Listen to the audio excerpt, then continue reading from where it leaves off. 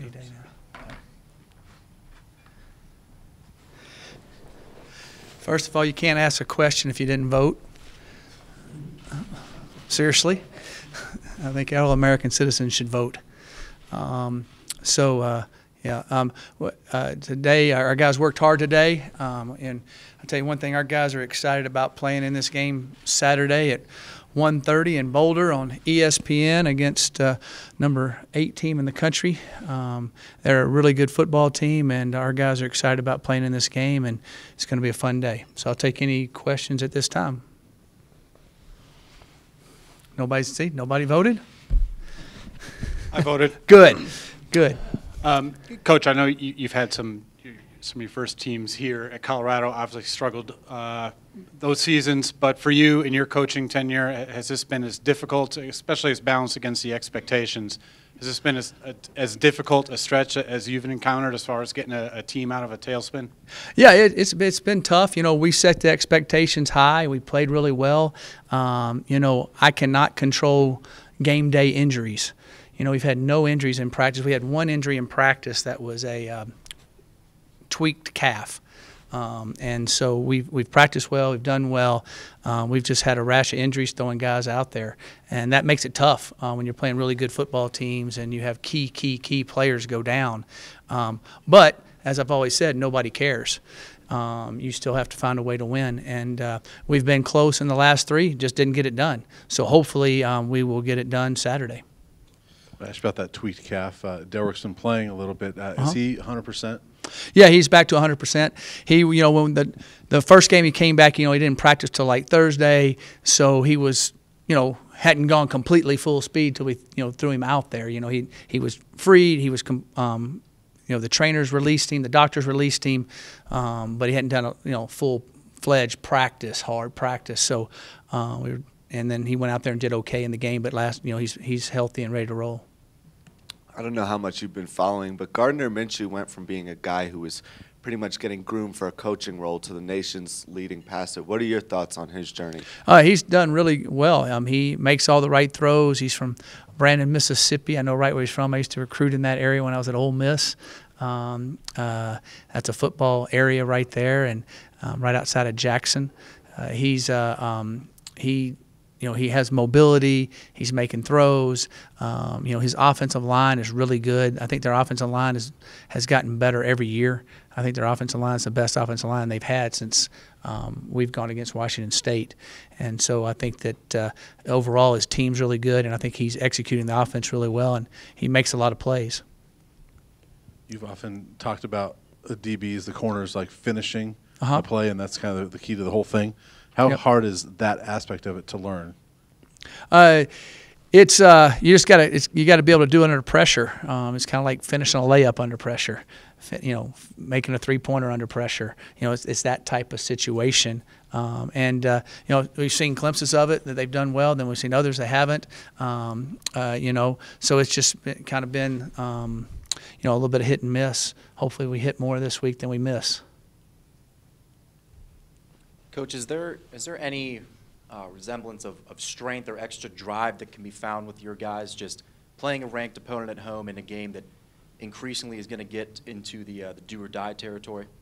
Well, you know, I think last week they came out with tons of energy and played extremely hard.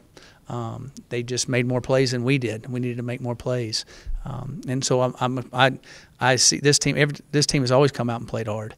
And so I expect them to do that, and they have great energy with each other. They care about each other, and I think they'll play extremely hard. And our goal is to play extremely hard and make sure we get one more point than the opponent does.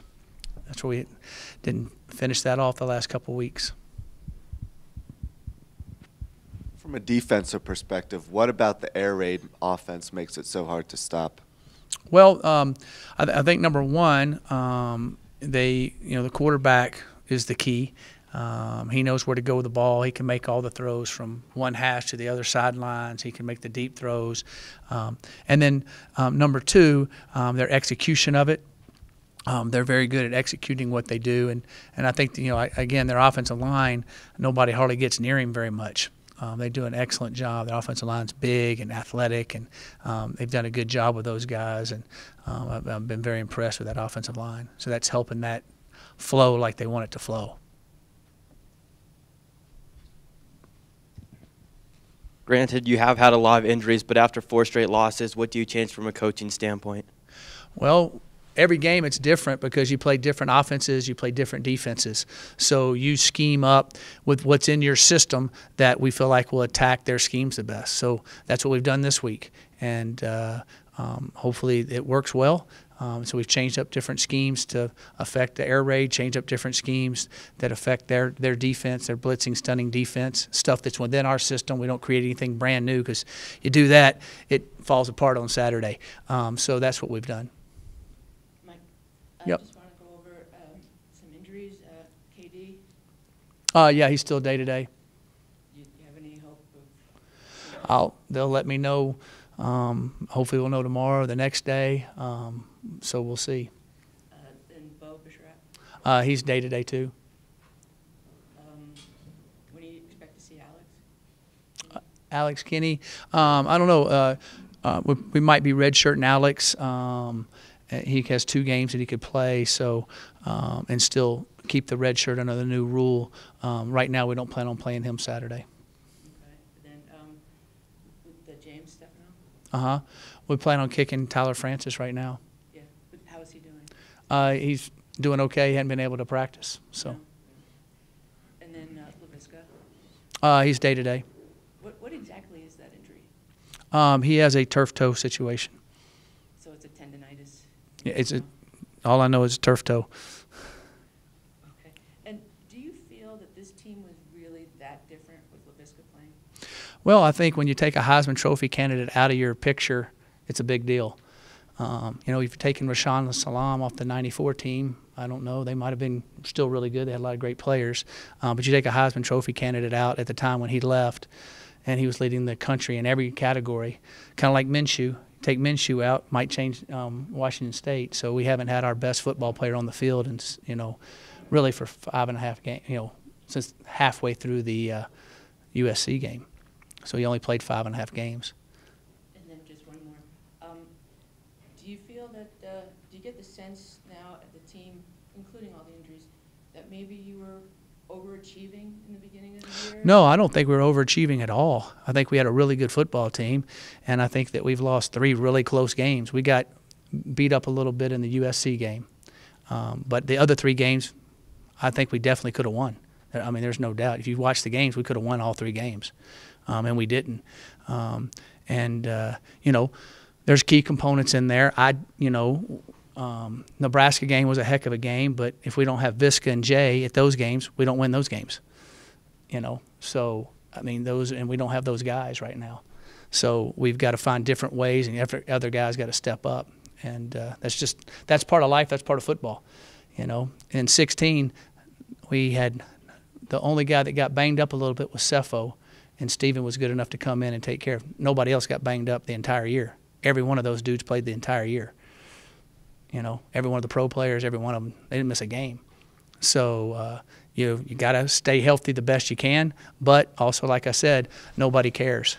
You got to find a way to win, and so hopefully we'll find a way to win Saturday. I think the kids that have played more now have gotten a little better.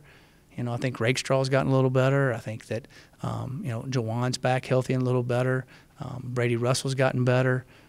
So I can just keep naming different guys. They've all gotten a little bit better. K'Bion's gotten better. They had to play more. Jalen Jackson's gotten a little better. So hopefully all their games have gotten a little bit better, which will help us get over the hump. That's what we're hoping. Hey, Coach, at the end of the ASU game, you guys went on a tremendous clock-killing drive. Yep. 7.5 minutes. Mm-hmm. We haven't seen that since. Is there something in the game plan that you guys want to score quick, or you not? No, with that situation, we were trying to run the clock out. That was the whole premise of that situation. And we were able to do that. We had Chris Bounds was out there, a healthy tight end, along with Brady, and we're doing good. And then Visca made 2 big 3rd down catches for us to keep that drive alive. And So I thought the offensive line did a good job in there. We mixed it up. So we were trying to do that to run out the clock. We had a pretty good drive against Oregon State there, and then had the holding call where the game was over. If y'all don't remember correctly, we quarterback scrambled. The game's over. Got the ball on the 3-yard line. We can run the clock out, and we have a holding call on the backside, and changes it. So, and we kept the ball on that drive. I think we got it with 9 minutes, and I think there was 2 minutes left. And if we would have done that, we would have kept the ball for 9 full minutes. So that penalty killed us on that situation. So, but I'd like to be ahead to be able to try to do that again. I think we can, because we've done it twice now in those type of situations. Just had the holding penalty that hurt us on that. But the other games, we've been trying to come from behind. We were in a situation, try to go score. Coach, during the good start, this team was very good in the second half and in the fourth quarter. We haven't seen that of late. I don't know if it's an oversimplification, but is there a way to get back to that kind of finishing strong mentality? Yeah, definitely. I don't think it's oversimplification. You need to play well in the fourth quarter if you want to win tight ball games. And haven't played as well in the fourth quarter as we would like for one reason or the other. But that's definitely something we need to do. We need to finish off a game and do that. We're going to have some opportunities here in these next 3 games to be able to do that, and we got to come through and do that. Like he was talking about, there'll be a time we need to hold the ball, finish the game off. There'll be a time we got to come from behind and go score and win it, and we need to do that. And we haven't done that the last few weeks. That's something we definitely need. We've done it in the past, and we can do it again. Came from behind against Nebraska, and we held it against ASU, and so I think those were examples of that. We've done both of those. So we've done it in the past. We can do it again. So you're exactly correct. We need to do it one way or the other in these next games, which will be big for us to win them. Is that an edge that the team has lost, though? No, I don't think it's an edge they've lost. Like I said, we would have done it in the Oregon State game, and we had a holding penalty on the backside of a play, and so that hurt us there. So they had the mentality to do it. They were keeping it to do it. And then, we drove down in the Arizona game and, threw a pick in the end zone. But we were down there. We moved it. That was, what happened there. So we didn't finish them off like we needed to. So I thought the essence of it was there. I thought the effort was there. I didn't think there was doubt that we could do it. We just didn't execute in a critical situation. One was a holding, and one we kind of threw it up for grabs there, trying to make a play, so to speak, that hurt us a little bit. Like we've seen Nate Lamon make a ton of plays Yep. this season, but on third downs, nickel packages, he comes off the field. He doesn't come off the field all the time. Also, Nate Lamon is really beat up. He doesn't even practice all week. He has to wear a blue jersey. He can't touch anybody, hit anybody. So we're trying to preserve Nate Lamon so I don't lose Nate Lamon too. So there's reasons we do it. But he doesn't come out every third down, but he does come out some on those situations. Drew Lewis is a 10, 800-meter guy, really played well for us in the nickel package at Jack Backer. Can cover wide receivers and backs. You've seen him do that. So that's a strength of Drew. And also, Nate plays so many plays. We'd like to get Rick out a little bit. He plays so many plays. So we kind of try to rotate those guys, and that was one way we felt like we could preserve Nate, because Nate's hitting so many people, making so many. You can only dish out so many hits and take so many to stay healthy for, we hope, a ton of games, especially 12 games. So that's one of the reasons. And also keeping Drew available inside, which we've had to do when we've had injuries where Drew's had to go inside. So that keeps him fresh in there to get our next best player on the field if something happened to one of our inside guys. Coach, just wondering, maybe a little off topic, you opened with the reference to Election Day. Yeah. Obviously today. Is it something you tell your athletes to get out and vote? Maybe not getting into issues or candidates or anything like that, but do you encourage them to get out and vote? Yeah, we do encourage them to get out and vote. They have the different things on the college campuses, and some of the kids have to do absentee ballots, of course, and I think it's important. I think if you want to have a voice in your country and you want to be able to stand up for certain rights, you better vote. I think if you don't vote, you don't have a right to say anything. I really don't. And so because that's the way our country's built. And I love our country. I love what it stands for, how it was built, how it was on. And I think that that's an important part for everybody to be involved in our country. And that to me, that's one way you can do it. Sometimes you feel like, well, my vote really doesn't matter. Well, yeah, it does. You know, your vote does matter. And I think it also makes you put your values and your responsibilities and what you care about out there when you vote too. So then I think you can stand up for certain things and believe in certain things, and that's what's made our country great. We don't all have to agree all the time, but I think that's what's moved our country forward, and I think that voting's a tremendous part of it, and I think all American citizens should vote. All right, thanks, guys. Have a good day.